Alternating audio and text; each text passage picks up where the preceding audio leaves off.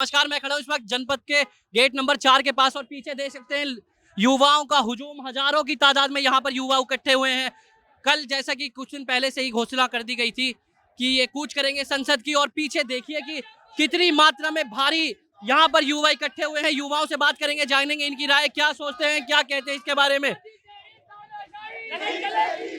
देखिए पीछे हमारे इतनी भारी मात्रा में युवा पूरा घेर रखा है। जनपद पे इस वक्त खड़े हैं। भैया कहाँ से आए आप?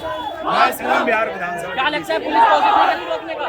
पुलिस तो पूरी कोशिश कर रही है अपनी। किस साधन से आए, कैसा है? पैदल आए। पैदल आए हैं? यस, हाँ जी। पुलिस का रवैया कुछ आप लोग के प्रति? पुलिस का रवैया, अभी पुलिस हमें माइक से सूचित कर रही है, चेतावनी दे रही है, डराने की कोशिश कर रही है, लेकिन हम डरने वालों में से नहीं है। हम तो शिक्षा को बेहतर करने के लिए अपनी बलिदान की आहुति देने के लिए आए। लगता है सरकार मांगे मान जाएगी? बिल्कुल मानना पड़ेगा, क्योंकि अपने हक की लड़ाई आने वाला उज्जवल भविष्य मांग रहा है, बच्चे मांग रहे हैं। ये कोई राजनीतिक प्लेटफॉर्म नहीं है, ये वो लोग हैं जो आने वाला फ्यूचर है। कोई मुख्यमंत्री होगा, कोई एसडीएम होगा, डीएम होगा, कोई आईपीएस होगा, ठीक है जी। तो एक धर्मेंद्र प्रधान के चक्कर में आने वाले भविष्य को पैरों तले मोदी जी क्यों रोंदना चाहते हैं? क्या नाम है भैया आपका? क्या लगता है कितनी संख्या में युवा होंगे यहाँ पे? युवा जागरूक हो गई है। अगर बार बार पेपर लीक होते तो इसको मंत्री किस लिए चुना गया? अगर बार बार युवाओं की हत्या की जा रही है, ये एक हत्या ही है, पेपर लीक होना ही गलत ही है। अगर आपको मंत्री इसलिए तो चुना गया है भाई कि पेपर लीक हो, भर्ती प्रक्रिया सब अच्छी होनी चाहिए। पेपर लीक हो रहे हैं तो ये युवाओं की हत्या है, और एक बार नहीं, हमेशा पेपर लीक हो रहे हैं, ये गलत है। अगर कुर्सी का इतना मोह है तो कुर्सी कहते हैं क्यों होना चाहिए। वो कहते हैं ना कि अगर एक का इस्तीफा हो जाएगा तो क्या बदल जाएगा। मैं बताता हूँ क्या बदल जाएगा। एक का इस्तीफा होगा तो दूसरा डरेगा कि अगर मैंने कुछ गलत करा तो मेरा भी इस्तीफा कल को हो सकता है। एक को सजा हम देते किस लिए देते, ताकि पूरा समाज ये समझे कि भैया एक को सजा हो रही है तो दूसरे को भी हो सकती है।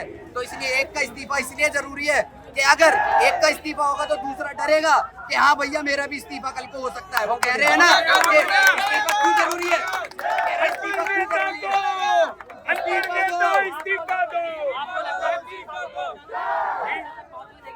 बिल्कुल पहुंचने देगी सर। आप पत्रकार हैं, उससे पहले आप भी तो देश के युवा हैं।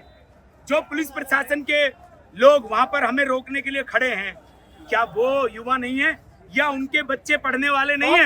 मुझे मैं पूछना चाहता हूँ।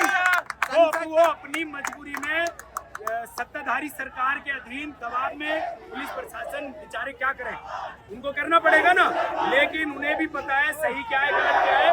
उनके भी बच्चे पढ़ रहे हैं, उनके बच्चे भी यहाँ प्रोटेस्ट में हैं, तो कौन रोकेगा हमें? संसद तक हम पहुँच गए, संसद तक हमारी आवाज पहुँच गई, आपकी आवाज पहुँच गई। मानिए आप लोग संसद तक सही से पहुँच जाते हैं, नहीं रोक रहे हैं, तो फिर वहाँ पे क्या करेंगे? क्या है आपका अगला वहाँ पे पहुँचने के बाद? वहाँ पे आपका क्या कदम होगा? हमारा एक ही कदम है, एक ही बात है, एक ही डिमांड है। सोनम वांगचुक जी को जो है शिक्षा मंत्री बनाया जाए, देश में बेहतर शिक्षा होगी। और जो भ्रष्ट नेता है जिसके शिक्षा मंत्री रहते हुए हमारे युवाओं की 25 जाने गई हैं, वो देश के युवा थे, ठीक है ना। वो हिंदू थे, ना मुसलमान थे, ना सिख थे, ना सरदार थे, कोई नहीं थे। वो देश के युवा थे, युवा भविष्य थे। उनकी हत्या में जो प्रधान है, धनखड़ प्रधान, जो भी धर्मेंद्र प्रधान, इसका इस्तीफा होना चाहिए और इस पे 25 जानों का मुकदमा चले, ये जेल जाए। आप लोग सर बात अब इस्तीफे तक नहीं रुकेगी। इस्तीफे के साथ साथ उनको जेल की पीछे भेजा जाए। 25 हत्याएं जो हुई हैं उसका जिम्मेदार भी प्रधान ही है, धर्मेंद्र प्रधान। पेपर लीक जुवानों की हत्या है हाँ भाई जी, सीधी सीधी हत्या है। पढ़े लिखे जुवान जब पेपर लिखता है, पढ़ा लिखा जुवान, तो अपने परिवार का भविष्य लिखता है। अब भविष्य लिखने की वजह इनको मौत मिलती है। एक युवा मरता है, एक युवा जब मरता है ना, एक युवा जब मरता है तो वो पूरा सिस्टम मरता है, पूरा देश मरता है। कहाँ से आए हो आप? हम यही दिल्ली से आए हैं जी। करते क्या हो मेरे भाई? मैं बिजनेसमैन हूँ। बिजनेसमैन हो, तो क्या सोच के आप यहाँ पे आए कि मुझे संसद मार्च में शामिल होना चाहिए? आप इससे पहले सीजेपी का प्रोटेस्ट 20-25 दिन से चल रहा, आप आए थे? हाँ मैं आया था। देखा क्या रवैया था, क्या चल रहा था, सरकार का क्या रवैया निकल रहा था सामने? सरकार का जो रवैया है ना वो बहुत उखड़ रवैया है, जिसे हम हमारी भाषा में बोलते हैं उखड़ के। भैया जो हो रहा होने दो, हमें मतलब नहीं है। वो बिल्कुल देख ही नहीं रही है, उसे मतलब ही नहीं हो रहा है कि बच्चे मर रहे हैं, भूखे बैठे हैं, प्यासे बैठे हैं, कोई मतलब नहीं है उसे। क्या करना है, उसे घूमना भी देश। और उसके जो मंत्री हैं उन्हें क्या करना है, अपने बच्चों को पढ़ाना है देश से बाहर और इस देश के बच्चों को पढ़ाना है सरकारी स्कूलों में, ऐसे स्कूलों में जिनमें शिक्षक नहीं है, कंप्यूटर नहीं है। आज भी कई सरकारी स्कूलों के अंदर कंप्यूटर नहीं जानते बच्चे के, कंप्यूटर कैसे चलाते हैं। ये शिक्षा है हमारे देश सर, की। आज ये शिक्षा हालत का है। इतना बुरा हाल है कि अगर आप सपोज दैट फॉर एग्जांपल आप कालका जी जैसे क्षेत्र में रह रहे हैं और आपको वहाँ आसपास किसी अच्छे स्कूल में एडमिशन कराना है, तो ये आपके लिए एक बहुत बड़ी लड़ाई है। पेरेंट्स के लिए आसानी से एडमिशन नहीं हो पाते।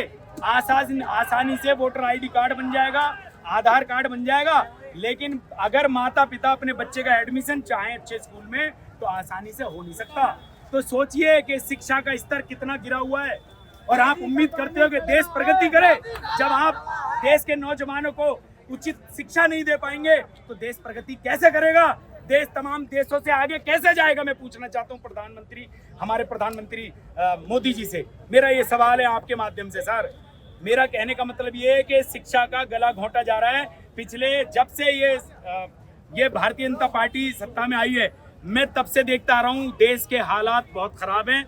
सिर्फ देश और अन्य चीजों में उलझा हुआ है, लेकिन जो चीजें वाकई चाहिए उन चीजों पर ध्यान नहीं है सरकार। हमें किसी सरकार से कोई मतलब नहीं, हमें मतलब है बस हमारी शिक्षा अच्छी होनी चाहिए, हमारा स्वास्थ्य अच्छा होना चाहिए, हमारे जो रोड हैं जिन पे हम टैक्स देते हैं वो रोड अच्छे होने चाहिए। हमें मतलब ही नहीं है कि कौन सी सरकार है, कांग्रेस है, बीजेपी है, आम आदमी, हमें मतलब ही नहीं है। हमें मतलब हमारी शिक्षा से, हमारे स्वास्थ्य से, हमारे रोड से, हमारी जितनी भी खाद्य सामग्री है जो महंगी हो रखी है इस टाइम उससे, हमें सिर्फ और सिर्फ बेहतर शिक्षा के लिए बलिदान जरूरी है, बेहतर शिक्षा के लिए बलिदान जरूरी है, बेहतर शिक्षा के लिए बलिदान जरूरी है, बेहतर शिक्षा युवाओं का के हुजूम और लिए बेदान धर्मेंद्र प्रधान के इस्तीफे की